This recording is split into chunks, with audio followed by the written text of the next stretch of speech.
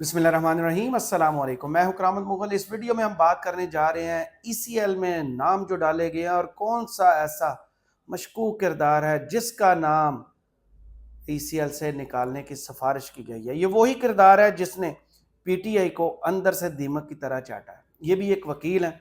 ये वही वकील हैं जिनका मैंने वीडियोस में जिक्र किया था पहले, जब पेशावर हाई कोर्ट में मखसूस नशिस्तों का केस था।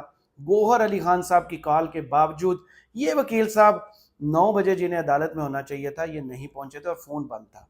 इसके बाद दूसरे वकील का मैंने जिक्र किया था लाहौर से, जो एक वकील साहब हैं जो बहुत अपने आप को तर्जमान कहते हैं और खान साहब के बहुत करीब समझे जाते हैं। आजकल अलीमा खान साहब के राइट साइड पे आपको अक्सर नजर आते हैं, ये वही हैं।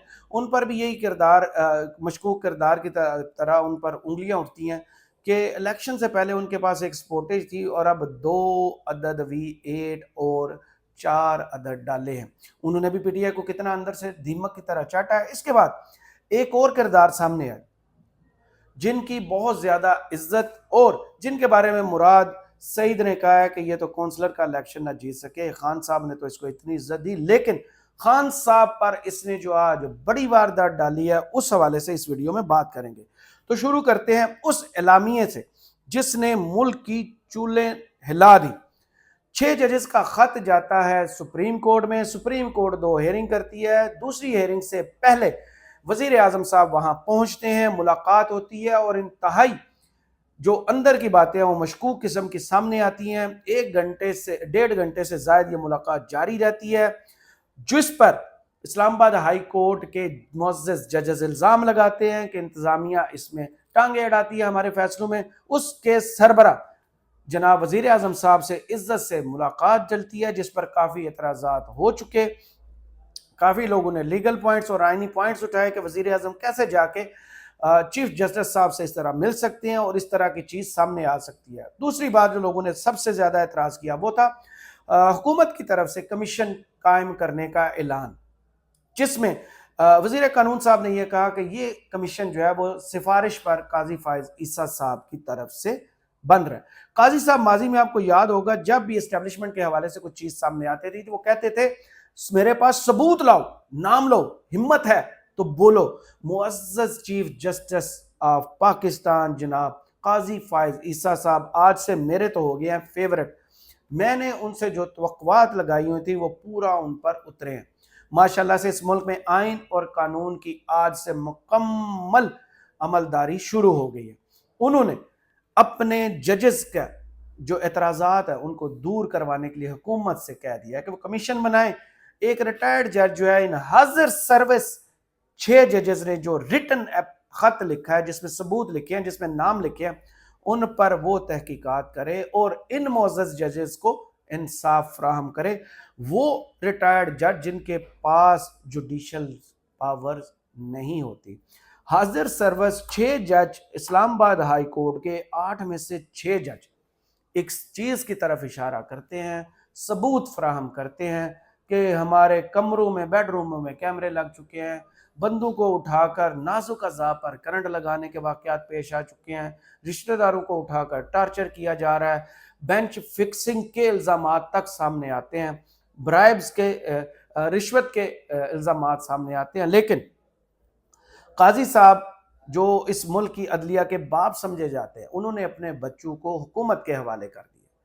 जिन पर एतराज़ उठाया गया था, जिनको उन्होंने कहा था ये कातिल हैं, मकतूल को कहा गया कि जाके कातिल से आप इंसाफ ले लें। तो मेरे काजी साहब ने आज जो रिवायत कायम की है, मैं उनको सलूट पेश करता हूँ। आज हुआ क्या जी, इस्लामाबाद हाई कोर्ट के जजेस की जानिब से लिखे गए खत के तनाजुर में चीफ जस्टिस पाकिस्तान काजी फायज ईसा की ज़ेर सदारत होने वाले फुल कोर्ट इजलास का एलामिया जारी कर दिया गया है, जिसमें कहा गया है कि किसी भी हालात में अदलिया की आज़ादी पर समझौता नहीं किया जाएगा। एग्जेक्टिव की जानिब से जजेस के अदालती कामों में मुदाखलत बर्दाश्त नहीं की जाएगी। एग्जेक्टिव के सरबराह हैं जनाब इज्जत मां वजीर आजम पाकिस्तान जनाब शहबाज शरीफ साहब। उनसे दिन आप 1.5 घंटे की मुलाकात करते हैं। मेरे काजी साहब के सामने एग्जेक्टिव का हेड बैठा होता है और कहा जाता है इलामिये में कि एग्जेक्टिव की जानिब से जजेस की अदालती कामों में मुदाखलत बर्दाश्त नहीं की जाएगी। اسلام آباد ہائی کورٹ کے 6 ججز کی جانب سے لکھے گئے خط کے تناظر میں وزیر اعظم شہباز شریف سے ملاقات کے بعد چیف جسٹس پاکستان نے فل کورٹ اجلاس طلب کیا تھا۔ چیف جسٹس کی زیر صدارت ہونے والے فل کورٹ اجلاس میں سپریم کورٹ کے تمام ججز شریک ہوئے۔ فل کورٹ اجلاس کے اعلامیے کے مطابق 26 مارچ کو اسلام آباد ہائی کورٹ کے 6 ججز کا خط ملا۔ معاملے کی سنگینی پر اسی دن چیف جسٹس نے اسلام آباد کے 6 ججز کی میٹنگ بلائی۔ ہر جج کے تحفظات کو انفرادی طور پر سنا گیا۔ ان 6 ججز نے سپریم کورٹ کے جتنے سینئر جج ہیں سب کو انڈیویجول خط بھی لکھا۔ اپنے چیف جسٹس اسلام آباد ہائی کورٹ کو پچھلے سال فروری میں خط لکھا، 19 فروری 2023 کو خط لکھا کہ ہمارے ساتھ یہ سلوک ہو رہا ہے۔ اب 2024-26 مارچ کو یہ خط منظر عام پر آتا ہے جب قاضی صاحب اور دیگر ججز کے پاس یہ اعتراض پہنچتا ہے۔ اعلامیے کے مطابق وزیر اعظم سے ملاقات کے بعد فل کورٹ اجلاس دوبارہ بلایا گیا۔ اجلاس میں ججز کو وزیر اعظم سے ملاقات پر بریف کیا گیا۔ فل کورٹ میٹنگ نے 6 ججز کے خط میں اٹھائے گئے ایشوز پر غور کیا۔ اعلامیے میں کہا گیا ہے کہ وزیر اعظم سے ملاقات میں واضح کیا گیا ہے کہ کسی بھی حالات میں عدلیہ کی آزادی پر سمجھوتہ نہیں کیا جا سکتا۔ ایگزیکٹوز کی جانب سے ججز کے عدالتی کاموں میں مداخلت برداشت نہیں کی جائے گی۔ ملاقات میں انکوائری کمیشن تشکیل دینے کے تجویز آئی۔ اچھی ساکھ والے ریٹائرڈ جج کی سربراہی میں حاضر سروس 6 ججوں کے اعتراض اور ثبوتوں کو پرکھا جائے گا۔ وزیر اعظم نے یقین دہانی کرائی کہ کمیشن کی تشکیل کی منظوری کے لیے وفاقی کابینہ کا اجلاس بلایا جائے گا۔ اعلامیے کے مطابق چیف جسٹس اور ملاقات میں شامل سینئر ترین جج کا کہنا تھا، یہ جسٹس منصور علی شاہ صاحب، کہ عدلیہ کی آزادی بنیادی ستون ہے جو قانون کی حکمرانی برقرار رکھتا ہے۔ وزیر اعظم نے یقین دلایا کہ وہ آزاد عدلیہ کو یقینی بنانے کے لیے مزید مناسب اقدامات کریں گے۔ اعلامیے میں کہا گیا ہے کہ وزیر اعظم نے متعلقہ محکموں کو ہدایات جاری کرنے کی یقین دہانی بھی کرائی۔ وزیر اعظم نے فیض آباد دھرنا کیس کے پیراگراف 53 سے متعلق قانون سازی شروع کرنے کی یقین دہانی بھی کرائی۔ خیال ہے کہ اسلام آباد ہائی کورٹ کے 6 ججز کے خط کے معاملے پر گزشتہ روز بھی چیف جسٹس نے اجلاس بلایا تھا۔ اجلاس میں یہ باقی کل کی خبر ہے اس کے ساتھ۔ یہ تو ہو گیا وہ معاملہ جس میں ایک ریٹائرڈ جج کو نوکری دینے کا پلان سامنے آتا ہے۔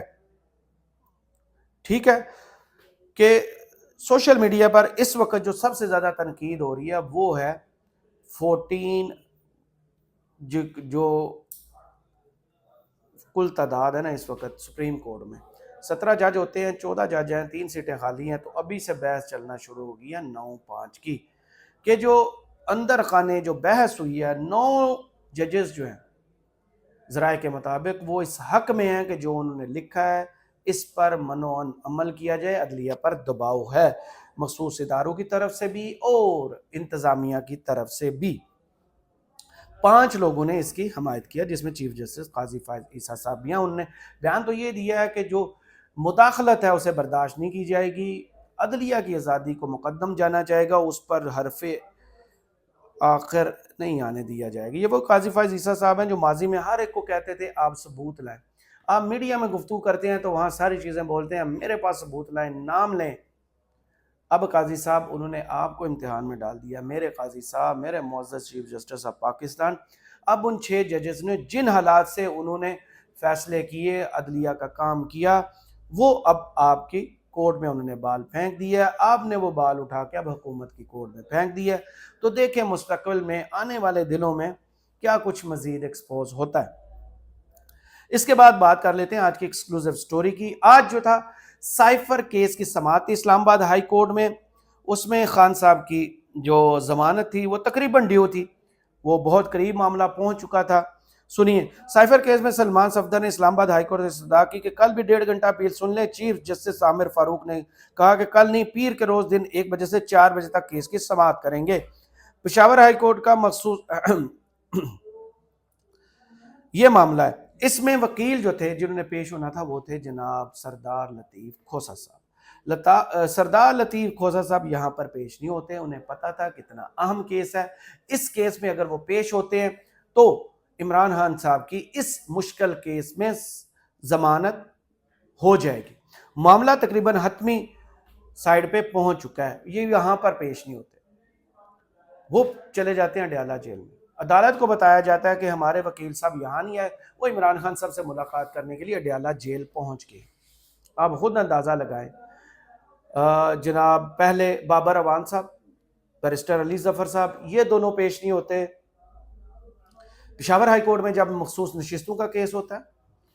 उसके बाद जनाब हामिद अली खान साहब की तरफ उंगलियां उठती हैं कि उन्होंने टिकट गलत लोगों को दिया, जिनमें 2 केसेस सामने आते हैं, इम्तियाज़ आलम साहब का और जेएलएम से मुस्तफा कदवाल साहब का। बल्ला छीनने के काम में भी तकरीबन जो है वो कहते हैं कि ये अगर सही काम करते हामिद खान साहब तो बल्ला ना छीना जाता।